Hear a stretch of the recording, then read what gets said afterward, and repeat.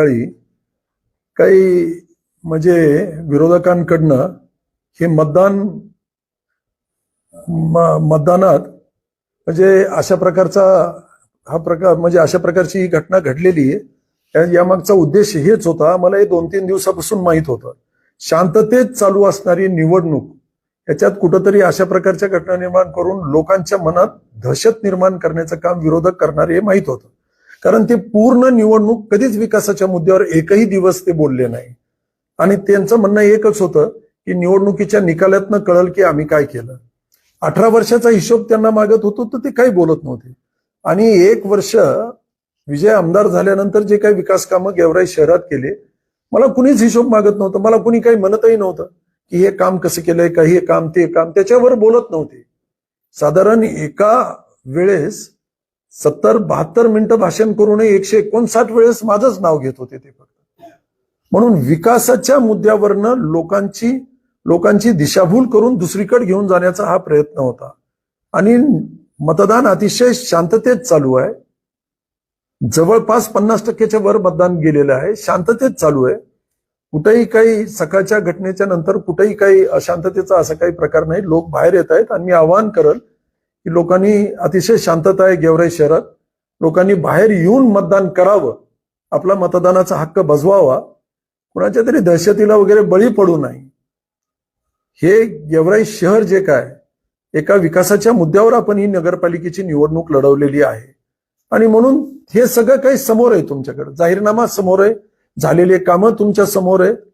आणि इतकं स्वच्छ कारभार असताना या 1 वर्षाचा तुम्हाला काही बोलायला जागाच नव्हती आणि त्याच्यामुळे हा प्रकार असा काही झाला। गालबोटीचा प्रयत्न कुणी केला, नेमकं कारण काय होतं आणि कृष्णा या तुमच्या बंगल्यामध्ये येऊन देखील मारहाणीची घटना घडली? हो, माझे स्वीर साहेब अमृत डावकर यांच्याशी हातापाई झाली, इथं कुणी नव्हतं आणि हे त्यांनाही माहित होतं कुणी नव्हतं। आणि मग स्वाभाविक आहे आता ऍक्शनला रिॲक्शन आहे त्याच्यात। मात्र घडलेली घटना गंभीर आहे, या संदर्भात तुम्ही मागणी करणार आहात? मतदान शांततेत पार पाडूयात, याविषयी जरूर बोलूयात। तुम्ही या संदर्भात काही तक्रार देणार आहात का? कोणी जखमी झालंय का?